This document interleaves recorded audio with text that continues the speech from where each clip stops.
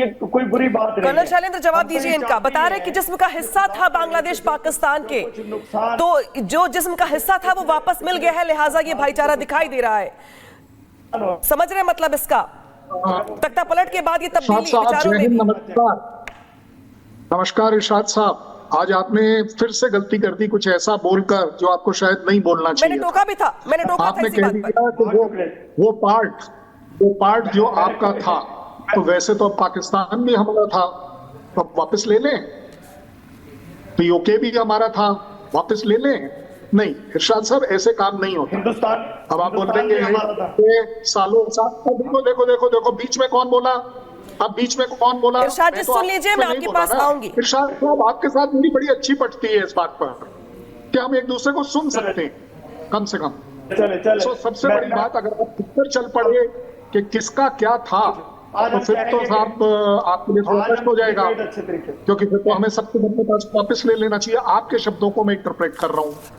जहां तक बात है किसी भी देश के दो प्राइम मिनिस्टर को मिलना, वेल मैं कहता हूं यार हो, दोस्त हो, नहीं हो, आपस में मिलने में कोई बुराई नहीं होती।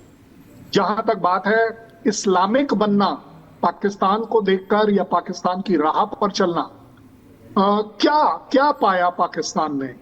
वो क्या बांग्लादेश को दिखता नहीं है? ये चलिए हवा उड़ सकती है कि पाकिस्तान की राह पर, पाकिस्तान की राह पर जाकर को भी मालूम है फायदा नहीं होगा, किसी भी तरह का घाटा रहेगा। और उस घाटे के भागीदार इंडिया इसलिए होगा क्योंकि वो भी मेरा, बांग्लादेश भी मेरा एक नेबर है, बराबरी का नेबर है, जिसकी आजादी में हमने उसका साथ दिया है, जिसके ऊपर जिस तरह की क्रूरताएं हुई हैं उससे निजात पाया है। ज्यादा बड़ी बात ये नहीं है, ज्यादा बड़ी बात यहां पर आती है कि क्या बांग्लादेश अपने लिए अच्छा कर रहा है। अगर वो पाकिस्तान की राह पर है तो क्या वो टेररिज्म का टैग चाहता है? अगर वो पाकिस्तान की राह पर है तो क्या वो वापस FATF की तरफ बढ़ना चाहता है? या अगर वो पाकिस्तान की राह पर है तो वो इकोनॉमिक ब्रेकडाउन चाहता है, पुअर इंफ्रास्ट्रक्चर चाहता है, पढ़ाई लिखाई कम चाहता है, हॉस्पिटल इत्यादि जो इंफ्रास्ट्रक्चर है वो नहीं चाहता है? चॉइस उनकी अपनी है।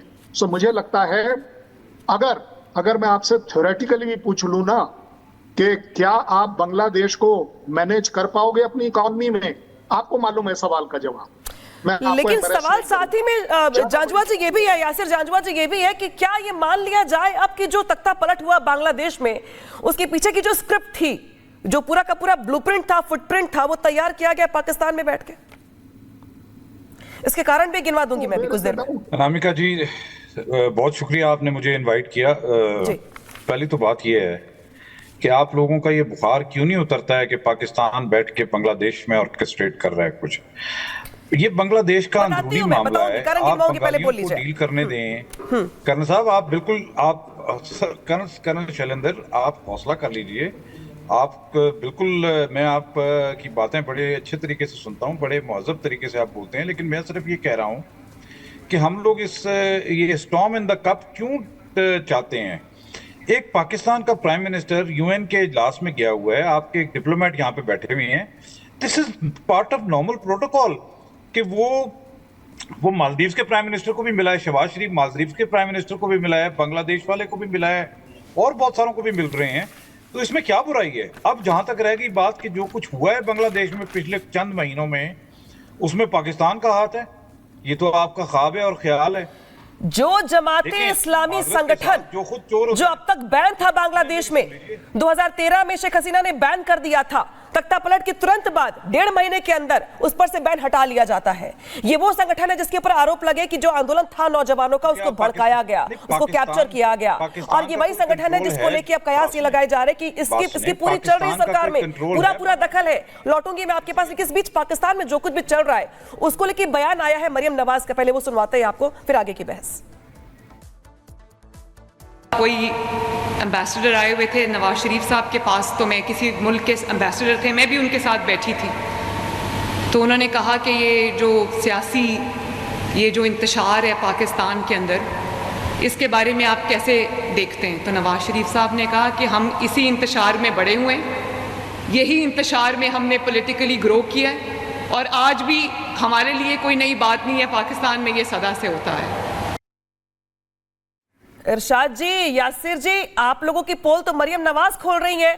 लौटूंगी मैं आपके पास, इसी पे चर्चा और करेंगे, लेकिन रॉबिन सचदेवा जी, ये जो दोनों देशों की दोस्ती जो बढ़ रही है, आप पाकिस्तान बांग्लादेश की, इरशाद जी मैं आऊंगी आपके पास, आऊंगी आपको बताऊं। ठीक है, चलिए इरशाद जी, चलिए पहले इसी पे बोल दीजिए आप। मरियम नवाज जी जो बोल रही है ना, जरा इसी पे बोल दीजिए आप, क्योंकि वो खुद इस बात को लेकर चिंतित है कि जो पाकिस्तान में अस्थिरता है वो यहाँ पे कोई नई बात तो नहीं है, और अब आप दोस्ती कर रहे हैं बांग्लादेश के साथ, तो क्या बांग्लादेश को भी इसी फेहरिस्त में शामिल करना चाहते हैं? देखिए, बांग्लादेश को इस फहरिस्त से निकाल रहे हैं और पाकिस्तान को भी निकाल चुके हैं हम, क्योंकि दगाबाजी और जहर फैलाना और आतंक फैलाना हिंदुस्तान का अजल से ये काम है। अब बांग्लादेश आपसे आजादी हासिल कर चुका, आपको असल में प्रॉब्लम यह है, आपके अरबों डॉलर डूब गए। पहले आप काबुल में डूबे, अब आप बांग्लादेश, अब सुनिए पूरी बात सुनिए, बांग्लादेश में डूब गए। आपको देखें, बांग्लादेश मुसलमानों का मुल्क है। बांग्लादेश ने आजादी हासिल की है डिक्टेटर नानी अम्मा, जो कि हिंदुस्तान की है, मैं बार बार एक ही लफ्ज कहता हूं, उस नानी अम्मा से आजादी हासिल की। आपकी प्रॉब्लम क्या है? बंगाली आजाद हुए, आपकी प्रॉब्लम क्या है? बंगाली पाकिस्तान से मिल रहे हैं, अपने मुल्क से वापस आना चाहते हैं, अपने लोगों से, अपने बहन भाइयों से मिलना चाहते हैं, आपकी प्रॉब्लम क्या है? अगर मेरी वजीर आला, मेरी बहन मरियम नवाज शरीफ साहबा ने कोई बात की है, उससे ही की है कि आप लोग कश्मीर के जरिए कश्मीर का, ठीक है, एक बार फिर से मैं लौटूंगी इरशाद जी आपके पास। यूनुस और शहबाज की मुलाकात पर बांग्लादेश में विरोध शुरू हो गया है। आपको बांग्लादेशी छात्राओं की जो आवाज है, जो वहां के लोग सोचते, जैसा कि अभी कुछ देर पहले आपने कहा भी कि नहीं वहां के नौजवान ये चाहते थे, वहां के लोग ये चाहते थे, मुल्क ये चाहता था, तो देखिए छात्र वहां के क्या कुछ कह रहे हैं, पहले सुनवाते हैं आपको, फिर आपसे रिएक्शन लूंगी मैं। पे मसालों का हब था ये, जो हमारा ऑल ओवर दी ये कराची और ये सारी साइड थी, ये हब था। यहाँ से चीज़ें एक्सपोर्ट हो रही होती थी, मेजर चीज़ें यहाँ से जा रही होती थी। आज भी ये जो चीज़ें सेटल्ड हैं यहाँ पे, ये चीज़ें उसी तरह से, मैं कह रहा हूँ अगर काश हम पे अभी भी ब्रिटिश रूल कर रहे होते ना, इंडिया, पाकिस्तान और बांग्लादेश पे, आज हम इस हालत से ज़्यादा अच्छी हालत में होते। यासिर जी, आप लोगों की पोल तो वहां के नौजवान ही खोल रहे हैं कि वहां पे क्या कुछ चल रहा है, कितनी अस्थिरता है, क्या हालात है। इस बीच बांग्लादेश से दोस्ती, क्या ये मान लिया जाए दरअसल कि जिस तरीके का टैग है आप लोगों के ऊपर अंतर्राष्ट्रीय स्तर पर आतंकवादियों को यहाँ पे रिलीज करने का या तैयार करने का, अब जो दोस्ती बढ़ रही बांग्लादेश के साथ, उसमें रणनीति क्या होगी आप लोगों की? और मुझे तो समझ में नहीं आ रहा है कि जो शेख हसीना अब तक पाकिस्तान से तलखी बढ़ रही थी, जो अब तक बात भी नहीं करती थी इस मुद्दे को लेकर के, तमाम चीजों पर समझौते नहीं हो पा रहे थे, पेंडिंग चल रहे थे, उसके सडनली ये इतना दिल बड़ा करके गले मिला लेना और मुलाकातें करना, ये गले नहीं उतर रहा है। अच्छा अनामिका जी,